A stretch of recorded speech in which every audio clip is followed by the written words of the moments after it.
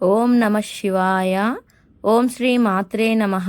కార్తీక పురాణము 6వ అధ్యాయము దీపదాన విధి మహత్యం.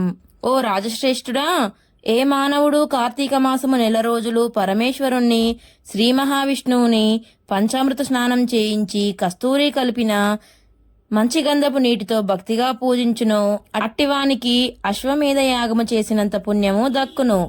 అటులనే ఏ మానవుడు కార్తీక మాసమంతయు దేవాలయమునందు దీపారాధన చేయునో వానికి కైవల్యము ప్రాప్తించును.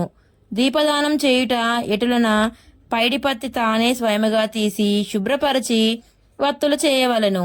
వరిపిండితో గాని గోధుమ పిండితో గాని ప్రమిదవలే చేసి వత్తులు వేసి ఆవు నెయ్యి వేసి దీపం వెలిగించి ఆ ప్రమిదను బ్రాహ్మణులకు దానమియ్యవలెను.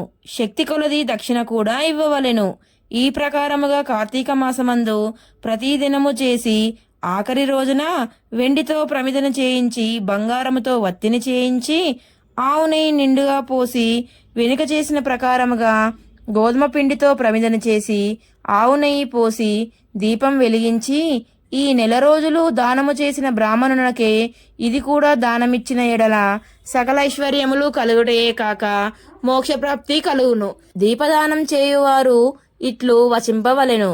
శ్లోకం: సర్వజ్ఞానప్రదం దివ్యం సర్వసంపత్సుఖావహం దీపదానం ప్రదాస్యామి శాంతిరస్తు సదా మమ అని స్తోత్రం చేసి దీపదానం చేయవలెను. దీని అర్థమేమనగా, అన్ని విధముల జ్ఞానం కలుగచేయునదియు సకల సంపదలనిచ్చునదియు ఈ దీపదానం చేయుచున్నాను, నాకు శాంతి కలుగుగాక అని అర్థము. ఈ విధముగా దీపదానము చేసిన తరువాత బ్రాహ్మణ సమారాధన చేయవలెను. శక్తి లేని ఎడల 10 మంది బ్రాహ్మణులకైనను భోజనమిడి దక్షిణ తాంబూలములు ఇవ్వవలెను.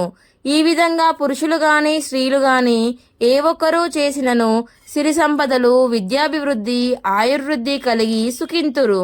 దీనిని గురించి ఒక ఇతిహాసం కలదు, దానిని వివరించెదు, ఆలకింపుమని వశిష్ఠుడు జనకునితో ఇట్లు చెప్పసాగెను. లుబ్ధవితంతువు స్వర్గమునకేగుట. పూర్వకాలమున ద్రవిడ దేశమునందొక గ్రామమున ఒక స్త్రీ కలదు.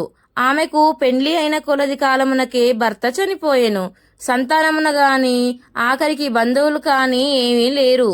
అందుచే ఆమె ఇతరుల ఇండ్లలో దాసి పని చేయుచు అక్కడనే భుజించుచు ఒకవేళ వారి సంతోషము కొలది ఏమైనా వస్తువులిచ్చిన ఎడల ఆ వస్తువులని ఇతరులకు హెచ్చు ధరకు అమ్ముకొనుచు ఆ విధముగా తన వద్ద పోగైన సొమ్మును వడ్డీలకు ఇచ్చి మరింత డబ్బును కూడబెట్టుకొనుచు దొంగలు దొంగిలించి తీసుకువచ్చిన వస్తువులను తక్కువ ధరకు కొని ఇతరులకు ఎక్కువ ధరకు అమ్ముకొనుచు సొమ్ము కూడబెట్టుకొనుచుండెను.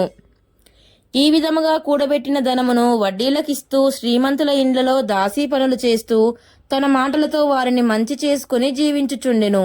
ఎంత సంపాదించిననేమి ఆమె ఒక్క దినమున కూడా ఉపవాసము కాని దేవుని మనసారా ధ్యానించుట కాని చేసి ఎరుగదు. పైగా వ్రతములు చేసేవారిని తీర్థయాత్రలకు వెళ్లేవారిని చూచి అవహేళన చేసి ఏ ఒక్క భిక్షగానికి కూడా పిడికిడి బియ్యము పెట్టక తాను తినక ధనమును కూడబెట్టుచుండెడిది. అటుల కొంతకాలము జరిగెను. ఒక రోజున ఒక బ్రాహ్మణుడు శ్రీరంగములోని శ్రీరంగ నాయకులను చేవించుటకు బయలుదేరి మార్గమధ్యమున ఈ స్త్రీయున్న గ్రామమునకు వచ్చి ఆ దినమున అక్కడ ఒక సత్రములో మదిలీ చేసెను. అతడు ఆ గ్రామములోని మంచి చెడ్డలను తెలుసుకొని ఆ పిసినారి స్త్రీ సంగతి కూడా తెలుసుకొని ఆమె దగ్గరకు వెళ్ళి, అమ్మా, నా హితవచనములు ఆలకింపుము. నీకు కోపము వచ్చినా సరే నేను చెప్పుచున్న మాటలను ఆలకింపుము. మన శరీరములు శాశ్వతము కావు, నీటి బుడగల వంటివి. ఏ క్షణములో మృత్యువు మనలను తీసుకుని పోవునో ఎవరూ చెప్పలేరు. పంచభూతములు సప్తధాతువులతో నిర్మించబడిన ఈ శరీరములోని ప్రాణము జీవము పోగానే చర్మము మాంసము కుళ్ళి దుర్వాసన కొట్టి అసహ్యముగా తయారగును. అటువంటి ఈ శరీరాన్ని నీవు నిత్యమని భ్రమించుచున్నావు.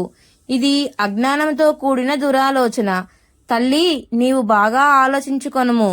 అగ్నిని చూచి మిడుత దానిని తినేద్దామని భ్రమించి దగ్గరకు వెళ్లి భస్మమగుచున్నది. అటులనే మానవుడు కూడా ఈ తను శాశ్వతమని బమ్మి అంధకారములో పడి నశించుచున్నాడు. కావున నా మాట ఆలకించి నీవు తినక ఇతరులకు పెట్టక అన్యాయముగా ఆర్జించిన ధనము ఇప్పుడైనా పేదలకు దానధర్మములు చేసి పుణ్యమును సంపాదించుకొనుము. ప్రతిదినము శ్రీమన్నారాయణ స్మరించి వ్రతాధికములు చేసి మోక్షము నందుము.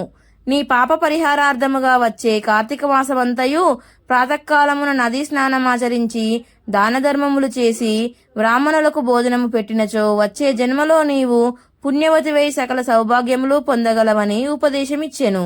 ఆ వితంతురాలు బ్రాహ్మణుడు చెప్పిన మాటలకు తన్మయురాలై మనస్సు మార్చుకొని నాటి నుండి దాన ధర్మములు చేయుచు కార్తీక మాస వ్రతమాచరించుటకు జన్మరాహిత్యమై మోక్షము నొందెను. కావున కార్తీక మాస వ్రతములో అంత మహత్యము ఉన్నది. షష్ఠాధ్యాయము 6వ రోజు పారాయణము సమాప్తము. ఓం శ్రీ మాత్రే నమః.